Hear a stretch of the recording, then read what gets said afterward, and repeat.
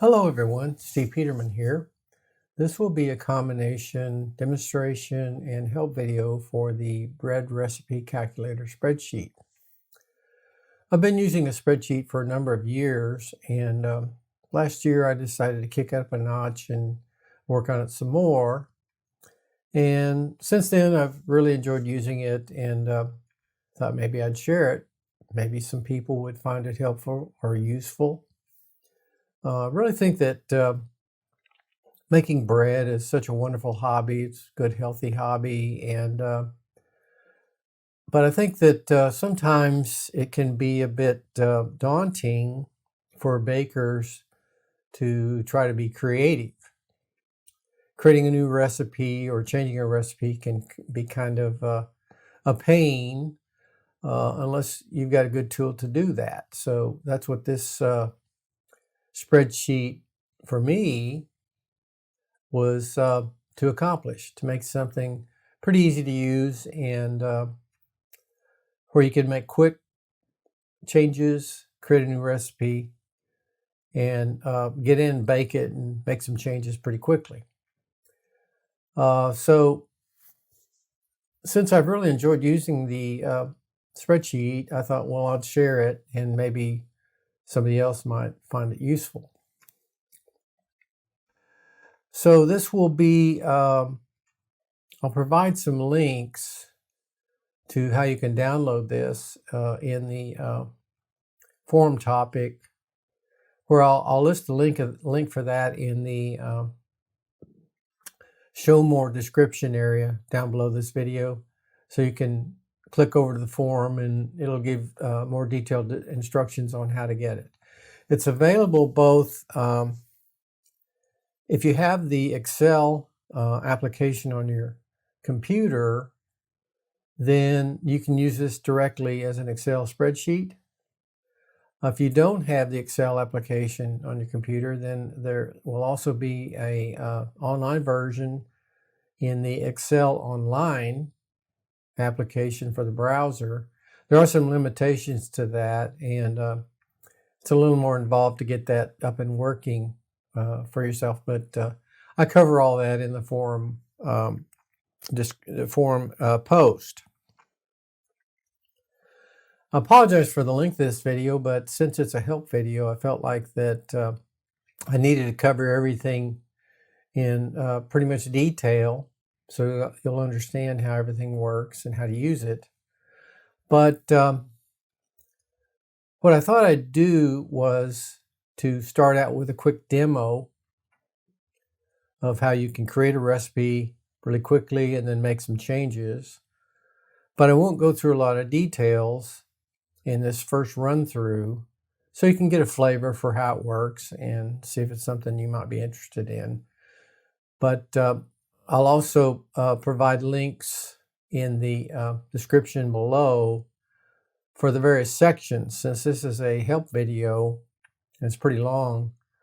If you're using it that way, then you can click on the link to go to different sections and see how they work. So let's, for a quick demo where I won't cover a lot of detail since I'll be doing that later, let's just do a quick demo for how this works. Now what you see on the screen right now is just a simple recipe, but let's start from scratch and create one. So let's hit the clear all button. That'll clear everything out, and you'll notice that there's some red cells here that say these are essential. There'll also be at certain points some yellow cells that tell you, oh, you need to do something here. So let's start out with, well, let's give it a title. So we'll just call this a recipe demo. You can put whatever you want in here. All right, so I'm going to go through this quickly. Let's say we want 72% hydration, and we want 2 units, and we'll go with 2.5 pound boule. So that's 1134. And then let's say we're going to use a pre-ferment. You don't have to, but in this demo, we'll go with that. So let's say we want 20% here of the pre-ferment flour to total flour, 100% hydration on the pre-ferment, and we'll use a starter culture, and let's just say we'll make that 100%. Like I said, I'm going through this quickly just to see how this would work. So we'll call this a sourdough, and let's say we're going to use a whole wheat starter culture, and let's say 15% for the culture in the pre-ferment. And now you notice it's showing some yellow cells here. So what that means is we need to put some more information in here. And this, I'm just going to do a simple recipe here. So let's say we're going to do 100% whole wheat. Okay, so we've got our first pre-ferment done. 20% pre-ferment flour to total flour, and so on. So that part's done. So now let's go on down and say we want to use a soaker. I really like soaker, so let's say we wanted 10% for the soaker ingredients, baker's percent. So that'll be the ingredients weight to the total flour. I'm going to use room temperature for the water, and I typically put in 100% extra water just to make sure that everything gets hydrated fully. And let's just pick one ingredient in this first run through and use some flax seeds. I like flax seeds. Okay. 100%. Okay. So there's our soaker. List the grams of water, and I'll cover all this later in more detail how I come to this amount. So now we want to go to the final dough, and it says here I need to add 80% flour additions because we added 20% up here. So let's say we're going to put some bread flour in there, and let's make it 40%.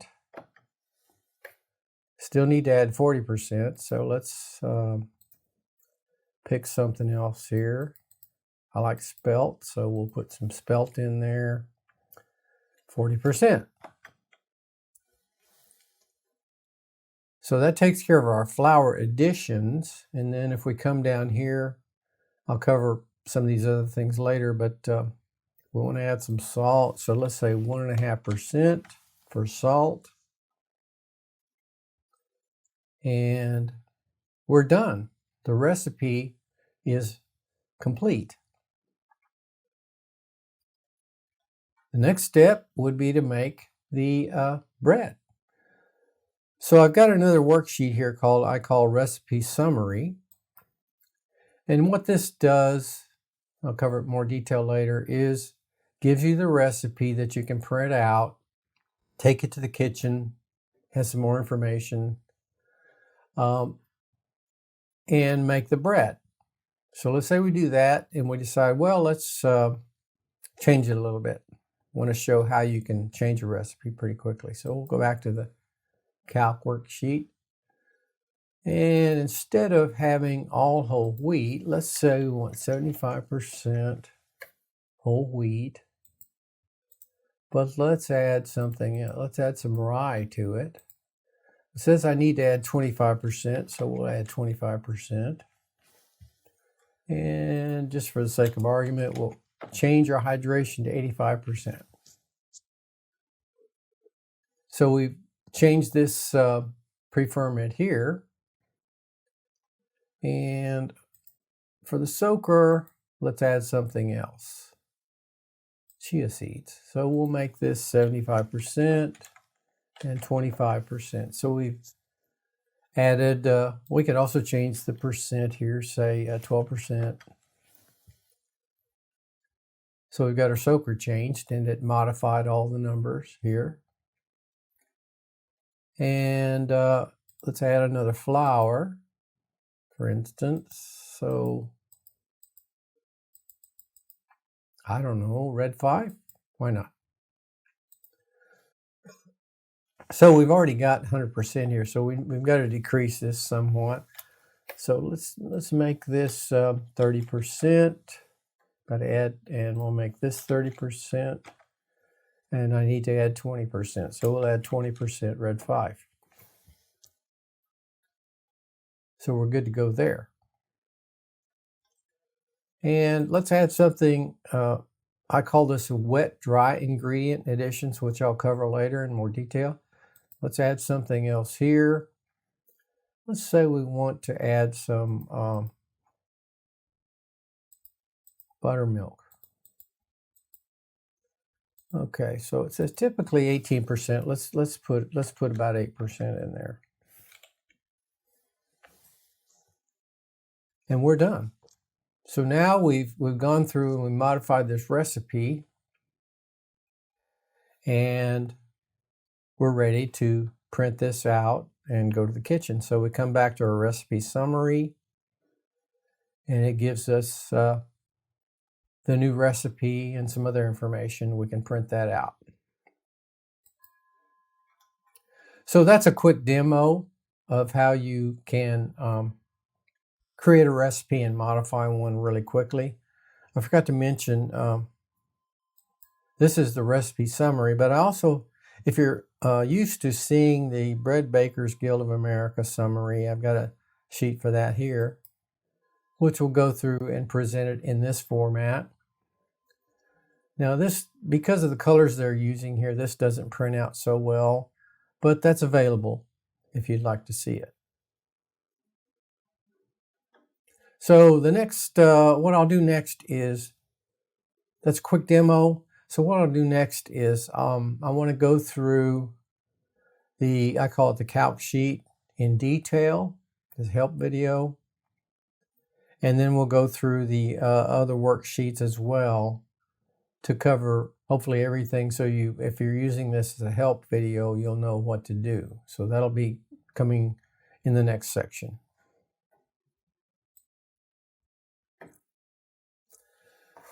Now that we've gone through a quick demo, I want to go through the whole spreadsheet in detail so that hopefully I'll cover everything so that you'll know how things work and what to do. So, of course, this is the description.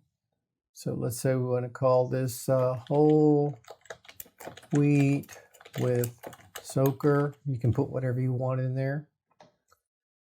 The final hydration, make that whatever you want. This would be the hydration at the end of the process. Number of units, here you can put 1 unit or however many units you want. But say you want to make some biscuits, so you want to make 14 biscuits, 5-ounce biscuits, so this would be 141 grams. So you can do that. Or if you say you want to save some dough for use as you're leavening in the next batch, you can also put a fraction in here, 2.5. So then when you make the 2 units that you're looking for, you'll have some left over. This section over here bears some discussion. I have essentially 4 different methods that you can use in the spreadsheet. A common one is total dough. So what this does is, no matter what you add to the recipe, it'll keep the total dough amount constant. So if we're back over here at 1134, 2.5 pound boule, as you go through the process of the spreadsheet, it'll keep that amount the same. And then, but in some cases, maybe you're trying some different recipes and you want to keep the flour amount consistent. You can change this over to total flour. In that case, it will keep the flour, total flour, consistent as you add things. So your total dough will go up, but the flour will remain the same. And then down here I have a starter calc method. And almost universally in recipes, the way the starter is handled is I'm calling it starter baker's percent. So what that means is that if you have a starter culture in your recipe, it will calculate the number of grams based on the percentage that you put in here that is relative to the amount of flour that you put in the pre-ferment. So the mix of the starter culture is ignored. So the amount of water, the ratio of the flour and the water does not show up in any of the calculations. It's just strictly a bulk weight of the starter relative to the flour amounts. And that's, in a lot of cases, that's fine. The starter culture may be a pretty small percentage of the overall flour and water in the recipe. And so the numbers that you come up with are not going to be that far off. But in some cases, I've run across, and I'll show one of these when I talk about the recipe converter spreadsheet, where there's a significant amount of starter culture. It can give you a misleading analysis of what's going on there. So I offer another method that I usually use. I call it starter flour percent. Now what that does is it takes into account the water and flour in the starter culture in the calculations. So it will include the flour and the water, both for listing the amount of flour of a particular starter culture that's in there, as well as include the water in the hydration calculations. And if you'll notice here, it's giving me some yellow cells here. I've got to remove 15%. The reason is because 100% of the water and flour in the starter includes the starter culture. So I've got to decrease this to that amount. So those are methods that are available if you want to use them. Probably most people will stick with the kind of the standard measurements, but that's available.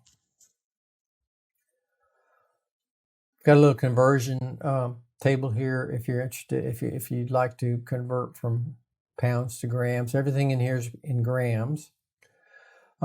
This section below here is kind of a setup for the spreadsheet, and I call this the flour list. Since I use the flours that are used in the bread in several different places, what I use is a drop-down list. If you noticed over here, we got a drop-down list. It gets that list from here, where you can put in the flours that you normally use.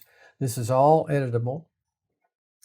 The first column is the, I call it the short name, and that's what will appear in the drop-down list. The second column is a description. So if you want to put a little more information in there about what the flour is, like here, King Arthur bread flour, that'll show up in the notes in different sections. And then I also have some informational columns here, the overall flour percentage, total grams. So this is all editable. You can go in and add the flours that you want. In the download, I'll just include this so you can have some of the common flours that I've run across, but feel free to delete, edit, add whatever you want. Okay, so I think that covers this section here, except for the list. Here I've got a list of what I think are pretty common descriptions for pre-ferments. Sourdough, Polish Biga, and so on. This is strictly for informational purposes.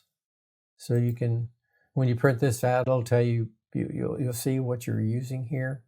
So you can set that whatever you want. So now let's cover the pre-ferment section. The first section is the pre-ferment flour to total flour. So whatever you put in here, the flour that's in the pre-ferment, no matter which, or depending on which method you use, that'll be the percentage of total flour. The pre-ferment hydration, so if you want 100% here, whatever you want to use, a looser or stiffer pre-ferment, you can put that in. Use starter culture. If you don't want to use the starter culture, you can say no there, and it'll blank out the starter culture part. So in this case, we're probably talking about something like Polish or a Biga, which are yeasted pre-ferments. So you're not getting your leavening from the starter, you're getting it from a commercial yeast.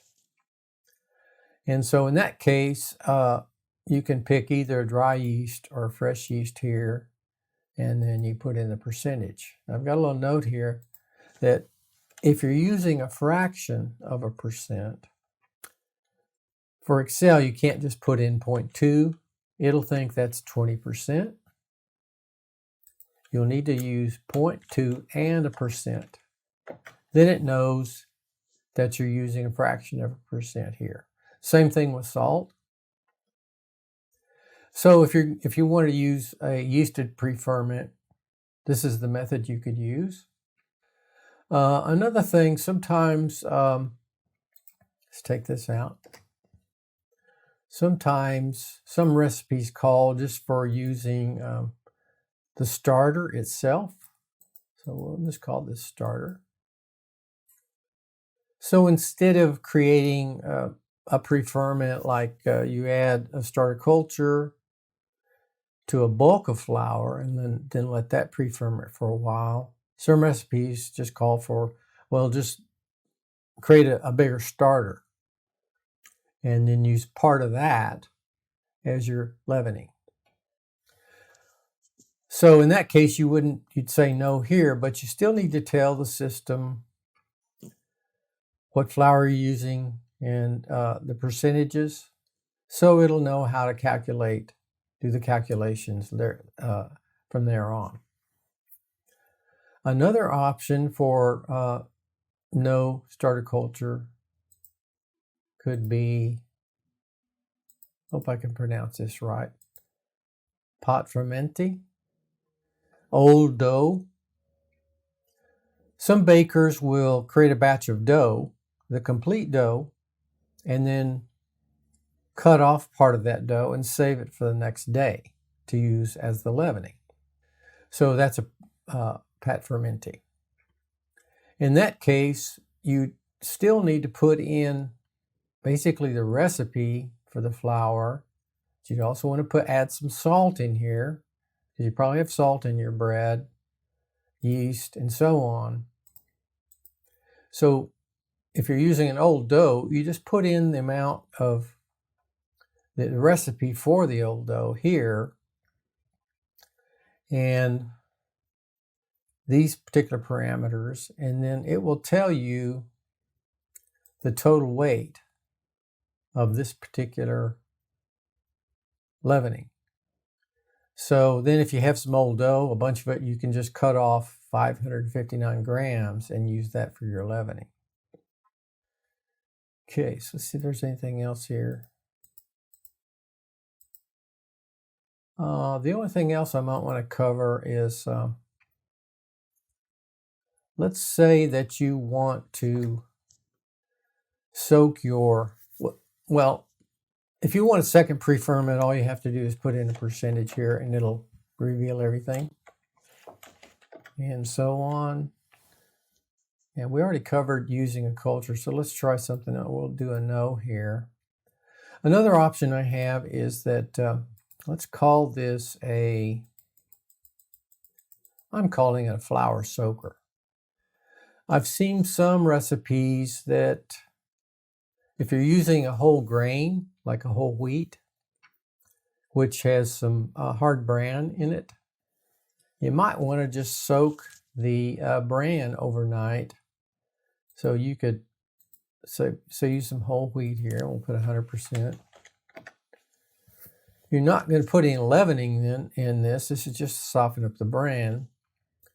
And so this would give you the values, let's say using, let's say 25%, 30% whole wheat in your recipe.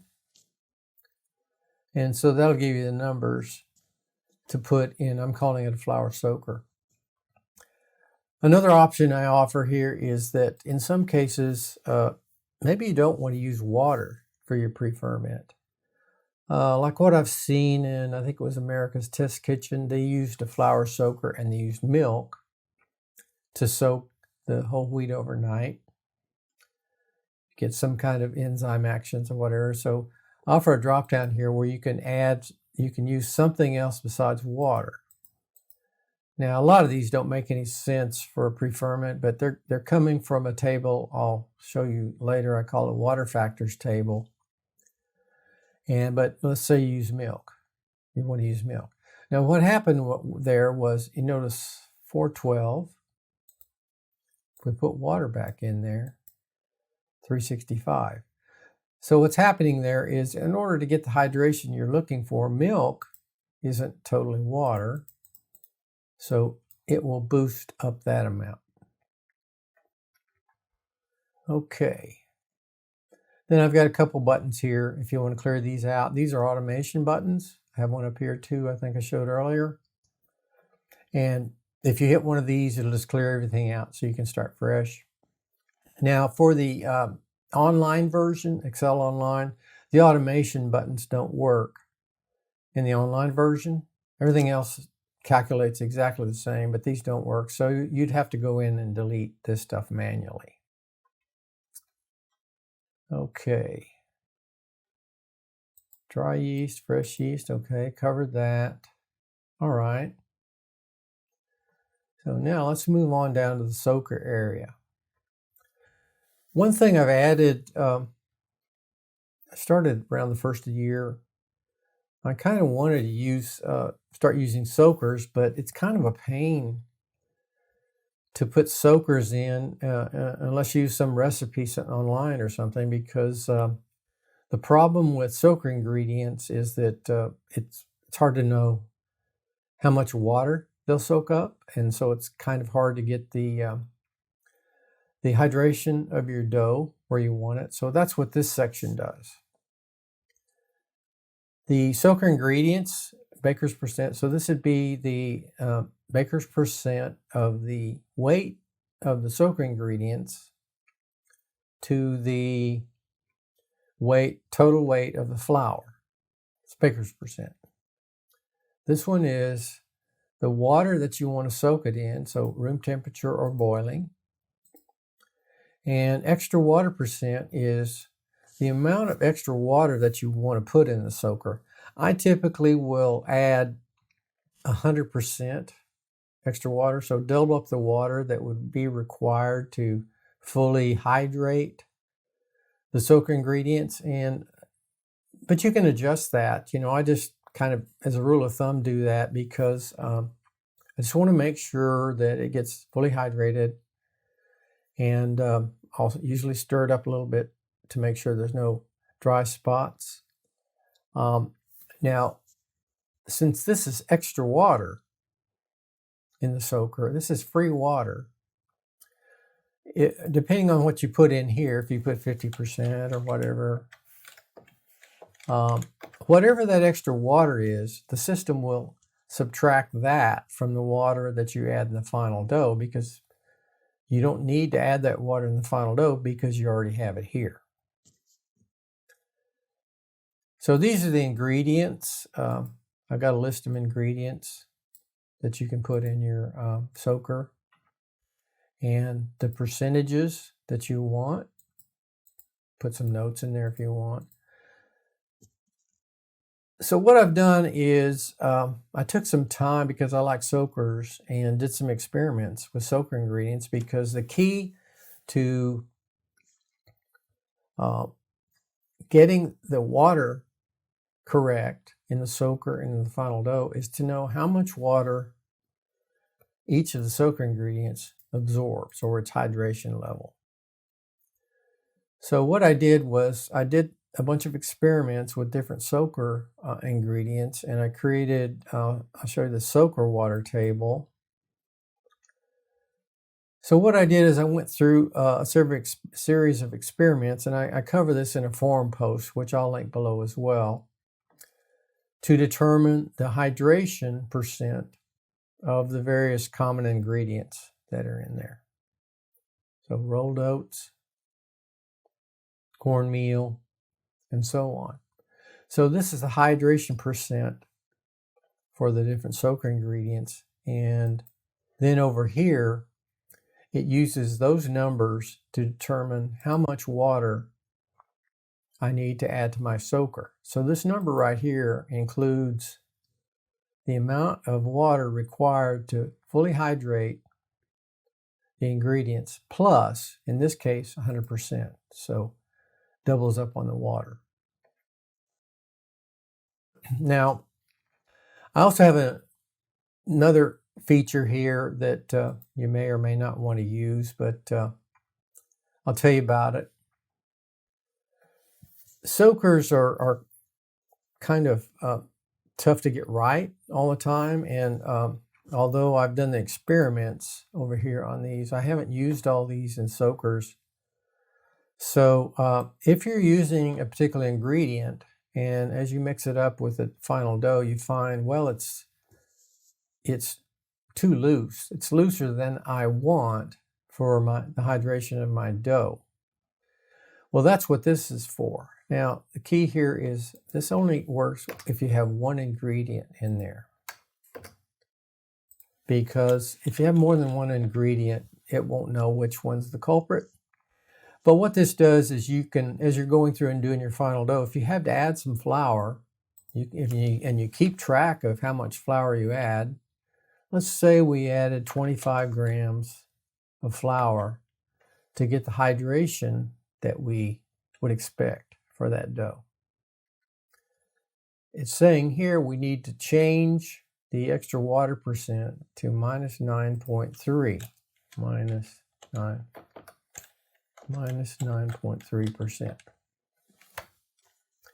What that's going to do is calculate a hydration percentage here for flax seeds that should be closer to what you're looking for. So if you're just using one ingredient here and you do this, you can come over to the, so 118, we come over to soaker water, flax seeds, room temperature. I've got 130 here. I could change this to 118%. And then from then on, that should be more accurate. Now, this percentage here is just for this particular function. You're going to always want something more than what you need for the full hydration of the soaker. You can add salt. Okay, I think that covers that. The next step then would be to work with the final dough. Now, if you notice, it says remove 30%. Well, that's because I changed things up here. I added 30% here. Let's clear this out. Okay, so we're just using one pre-ferment. Let's just go back to our sourdough. Okay, and yes. Okay, so we're kind of back to a basic sourdough formula. This final dough section bears a little explanation because it may be a little bit confusing, so I'll go through it. And but however, I have cues throughout this that you don't really need to understand how this works. If you follow the cues, everything will work out fine. But so what this section does is that this is where everything comes together, where you put in your pre-ferments and you are adding flour additions. So this is where you would add the flour, the extra flour that you want, coupled with the pre-ferments that you've added. Now what you'll notice here is I have this column called overall baker's percent, and this adds up to 100% right here. And that's what you're shooting for. Now, if you'll notice, everything looks fine here. We've got bread flour, 30%. But let's say we change this to 15%. So these are the cues I was talking about. We've got total flour, total percent of overall flour, 85%. So we need to add 15% since we took that out. So we could add that here. And everything looks fine. Let's back up a second, though. Now, let me talk about the different sections here. So this is the area where we're doing flour additions. This area down here is where we're showing the flour that's only in the pre-ferments. So if we look here, we have whole wheat and rye. If we look here, we've got them up here, but we don't have them in the flour additions. So these are percentages for the flour that's only in the pre-ferments. These numbers here in this column are for the final percentages that you're looking for in the final dough. So basically what we're saying is we want 30% bread flour in the final dough, 30%, 20%. And these are the grams of flour that we would add to the final dough to get these percentages. Okay, so all well and good. Where the confusion may come in a little bit is that let's say we want to have instead of whole wheat in the pre-ferment, we want to use bread flour. So let's change this. Now, what's happened is, if you'll notice, the whole wheat has left this portion down here. So the total flour is 85%. Because we've removed this section here and changed that to bread flour up here. So what the system's saying is you need to add 15% to the added flour, since we only had 30% here. And so what it's telling us is that we need to add 15% somewhere in here to get a total of 85%. So this total number here, since we removed the whole wheat, we need to get to 85%. Now you can add this anywhere you want. You can add it here, 45%. Or if you wanted to do bread flour, 45%. And that'll take care of it. So I hope this is not too confusing, but the point is that if you just follow the cues here, follow what it's telling you to do, then everything will turn out fine. So this is the flour that you'd be adding to the final dough to get to 100%. Okay, let's go down here to the wet dry ingredient additions. This section here is for adding what I'm calling wet and dry ingredients. So some ingredients have water in them, like buttermilk, for instance. So I have this table over here where I list common ingredients that have water in them, like milk, eggs, buttermilk. All these ingredients either have water or they soak up water. You'll notice dry milk is minus 4%, wheat gluten minus 100%. So these ingredients will affect the hydration of the dough if you add them. But you can just add in whatever you want. If it's not a wet ingredient, it's coming from another table. And I'll show you that. I call it a dry ingredients table. And this is all editable. So you can add whatever ingredients that you normally use, delete whatever's in here that you don't want, and all this will show up in the list. So here we had caraway seeds, 5%. So if we come back here, we'll notice it shows 5%. So in the dry ingredients table, you can just put in typically what you would use, a percentage that you would use. Say you've already got a recipe that you use cocoa in for a 1.5 pound loaf, and you know, well, I use 11 grams. It'll tell you what percentage that is, and then that will come over as your recommended percentage. So you can just put whatever you want in here. If you don't want to do a calculation or don't know, you can just put in a percentage here. Some of these I just got off the internet as typical percentages. I also have a list that I got off the King Arthur flour site.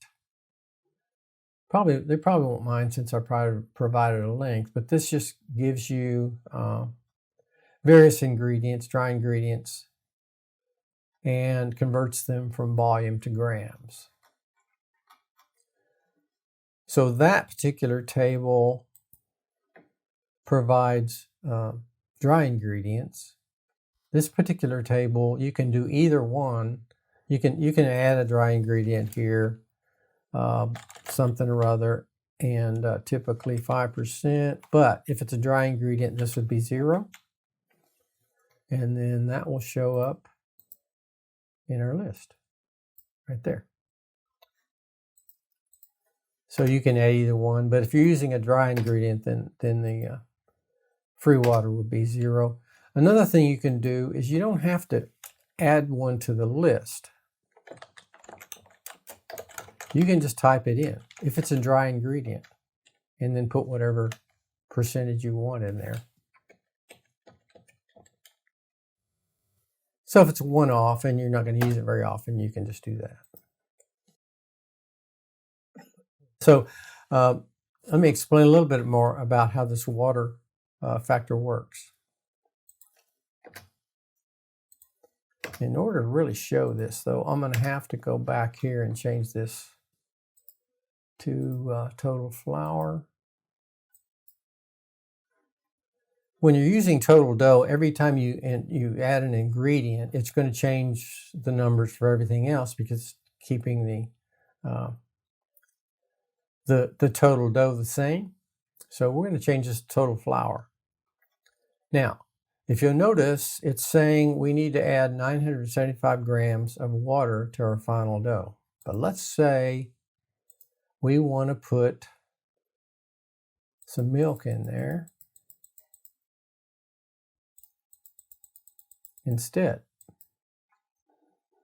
So we've got 975, but if I put in 30% here, it dropped that way down because we're adding water up here. Now let's change this. Well, let's go back. So 975, let's go back here and let's put in some vital wheat gluten. Now, if you'll notice in the table, it soaks up water at about 100% its weight. This is you may want to play with this number. There's various different percents I found on the web, so that may not be quite accurate. So all this is editable again, so you can go in and adjust this as needed. But let's say, so we're at 975. Let's say we put in 30%. It's way over the top, but I'm just trying to demonstrate how this works. Now it's saying I need to add a bunch of water to keep my hydration where I'm looking for. One other thing I should show is, let's go back to milk.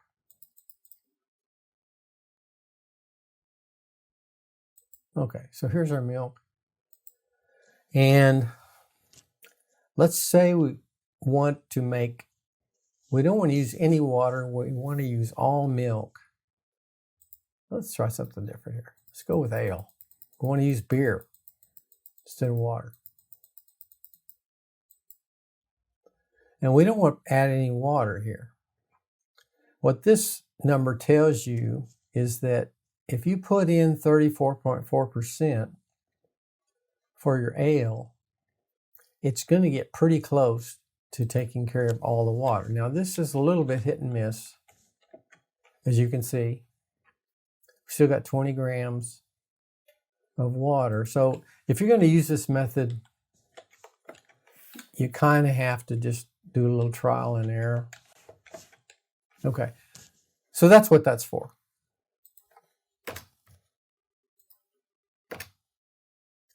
And then we have our salt percentage. So if you want the total salt to be 1.5% of the flour, put that in. Here, if you want to add some dry yeast or fresh yeast to your dough, you can put in that percentage. Here again, the note about using a percent here and here. One thing about salt is that this is the total salt percent. So if up here in your pre-ferments or your soaker, you added salt, it's going to reduce the amount of salt. This is for the final dough. It's going to reduce the amount of salt that you add to the final dough such that you get the 1.5%. So it'll compensate for salt that you've used elsewhere. So here's the amount of water. I've got a section here for notes. If you want to keep track of your process or times or something like that, you can put that in here, and that'll show up on the recipe summary sheet. See if there's anything else on this particular one. I might mention about vegetable oils. What I've read is if you're going to use an oil, vegetable oil or olive oil, that is equivalent to the amount of water as far as the way the hydration feels. So that's why I've got 100% here. So if you put some oil in here, it's going to assume that's water and decrease the amount of water. Since we've gone through the Calc worksheet in detail, I want to cover a couple more things about these other sheets. This is the recipe summary sheet. And basically, it's a recipe that you can print out that will give you the ingredients and the grams for use. If there's a second pre-ferment, it'll show up down here. Here's your soaker, and so on. And then here's the final dough ingredients. This bottom section is sort of a summary. So if you're making a recipe and you print this out and you want a paper version that you can file, this gives you the settings that were used on the calculation sheet. So if you want to duplicate it, you can look at these and put these in over there. And then this is the overall formula that's common among recipes. If you had notes on the Calc sheet, those will show up here. Now, I guess I should mention that since this is a spreadsheet, whether it's either on your computer app or online, you can certainly just save as. If you have a recipe that you want to, you can do a file, save as, put in the title that you want for a particular recipe. So that way, if you want to save, if you use a recipe pretty regularly, but maybe change it some, you can save it as a specific file and then go back and make some changes. But if you don't want to save it as a file, but keep a record of what you did, you can. This will give you, if you print this out and file it, this will give you that information. I talked about the Bread Bakers Guild of America. You can put notes up here if you want to. Dry ingredients. I think I pretty well covered that. So you can edit this as needed. And then the soaker water. I haven't tried all these. I've tried quite a few in combinations and things seem to work out pretty well. But as you're going along, You know, if you find out that it's a little too loose or a little too dry, you have to add water, you can make adjustments here so that going forward, it should be more accurate. So now I want to cover another sort of workhorse worksheet I call the recipe converter. So often maybe you're reading through a book or online and you find a recipe and you give it a try and you like it, but you want to make some changes. That's what this is for.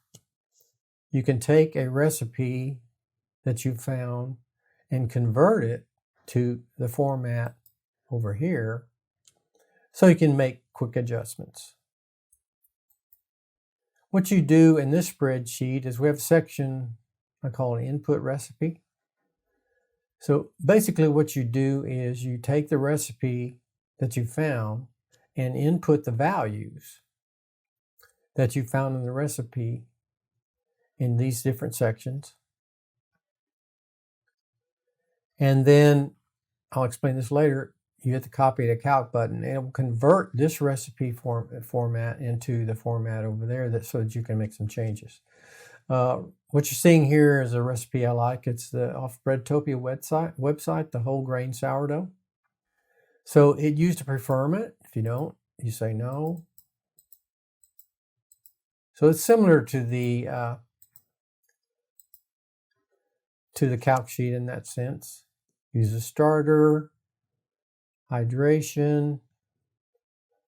Now, if you're using the starter baker's percent for your calculation method, this is not mandatory because starter baker's percent ignores the hydration of the starter and it also ignores the flour. So if I take this out, it's going to say, okay, no problem. But if I change this, I'll explain this a little bit later. It's going to say I need to add them. So I'm going to go back where I was. Okay. So I just went in and took the recipe, and here I guesstimated that it was 100% hydration. They didn't list it, but I guesstimated that. And I think they said they used spelt for the starter culture, so I put that in. Put in the flours they use, the water, if they use dry or fresh yeast, you can change that. Salt, and this will give you the total grams. I've seen some recipes in books where the authors, you're supposed to make a big batch of starter or mother, whatever you want to call it, and then only use part of it. So you can save part for later if you want to use that again for another loaf. So that's what this is for. Grams used in the final dough, if not all. So if you have a big batch, this is how much you would get in their recipe, but they don't use it all in the final dough. So here you can put in, say, 450. So when it converts over, it will only use 450 grams of this starter or this pre-ferment and in the calculations, and that way you'll have some left over. Now, one caveat here, if you're looking at the Jeffrey Hamelman's book, Bread, he does something that is a little different in a way. He will, when he does the same thing. He'll make the pre-ferment a little bigger. Well, it turns out he makes it exactly bigger by the amount of starter culture he puts in. So when you look at his final dough calculations, it's like there was never any starter in there. Well, this system doesn't know you're doing that. So what will happen is if you cut this down by whatever amount, by 120, the numbers over in the pre-ferment will be slightly different from what you'd find in his overall formula. The ratios are exactly right, but the starter culture has been adjusted a little bit. So the numbers are going to be a little bit off, but the ratios are fine. Everything works fine. So I just wanted to mention that so there won't be any confusion. use pre-ferment. If you want to use the second one, soaker. Now what this does is, this is if you have a soaker and they're putting in a certain amount of water. It's getting the ingredients from the soaker water table that I mentioned earlier. So what this will do is, since we really don't know in a lot of cases what hydration the author is shooting for the final dough, what this will do is use the data from the soaker table and the water amount that they put in there, and it will set the amount of free water that they're using. Soakers are a little bit dicey, so you just have to try it out and see if that works for you. Maybe make some adjustments. Here we have the final dough where you can put in the flours, water, salt, yeast, if so, other ingredients. Here again, you can just type something in if you want. If they've got something in their recipe that's not in your list, you can just type it in and put the amounts there. So you just put in the recipe that you find, and then the next step is to convert it. You can use either of the four methods, total dough or total flour. It'll convert either way. Starter baker's percent or starter flour percent. So you select the total weight method you want to use, whichever one of these you want to use over there. Start a calculation method, and then you hit Calc. Copy to Calc. So let's do that. So what that did was that moved this recipe over here on the recipe converter over to the calculation sheet. So now if I want to come in and make a change, I can do that. Change up the hydration or whatever. I can make changes. Now, say for instance, Hamelman's book, his recipes are for 10 kilograms of flour. So I guess he's focusing on professional bakers. Well, you may not want to make 10 kilograms, but that's what you put in here. You're going to put in the actual amounts in the recipe. So this would add up to, all the flour would add up 10 kilograms. You still just put in, it's easier, just put in the recipe as you see it and then copy to Calc. But then when you get over here, you can change the number of units and the unit weight to whatever you want. So instead of 10 kilograms of flour, you can set that to whatever you want. If you're using the Excel Online version, then this button doesn't work. Like I said, the automation doesn't work on the Excel Online. So you can still use this method, but what you'll have to do is take the values, which I've got a list here, and manually put those over on the Calc sheet. So you'll need to delete out everything that's on the Calc sheet that's already there if there's something there, and put in these values. And once you do that, you'll get exactly the same values that you would if you hit the Calc button. Okay, I think that covers that. And by the way, if you have any questions about what I've done so far, or if you use it and have questions, you can leave a comment here or on YouTube, or hopefully over on one of the forums where others can see it. Okay, so that covers the recipe converter. Dry ingredients, I covered that. The last worksheet I want to cover is, I call the extra pre-ferment sheet. If you're making you want to make an extra amount of pre-ferment so that you can use some later in the day for another batch or the next day, this will tell you how much larger to make the pre-ferment instead of what you have over here. So it gets the information from here, and then it boosts that up. So you can choose grams or percent, how much extra you want to save, and it'll give you the recipe for that. So you can make that, and then when you get ready to make your batch,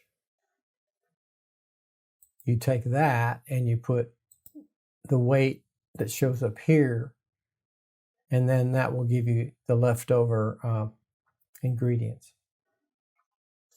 Okay, so I think I've covered everything. If I missed something or you don't understand something I was talking about, then feel free to leave me a note, and I'll address it. Also, I've been using this for several months now, and any issues I found with it, I corrected a long time ago. So I don't think there's any problems with it. But as always, when you roll something out to other people, they might find something. So if you find something that doesn't seem quite right or is confusing, by all means, let me know. So because I'd really like to keep improving this. And if there are any problems, I certainly want to correct them. So please let me know. And like I said before, there'll be some links in the show more section of the description. So if you're interested in getting downloading a copy of this or using Excel online, you can go to the links, and that will take you to either sections within the help video that you can jump to that cover the certain worksheets, or the links to the forum topics where I will also include links for getting the downloading the spreadsheet or instructions on how we can get you set up for the Excel online. So I hope that if you get it, you'll find it useful and helpful in being creative. So thanks for watching.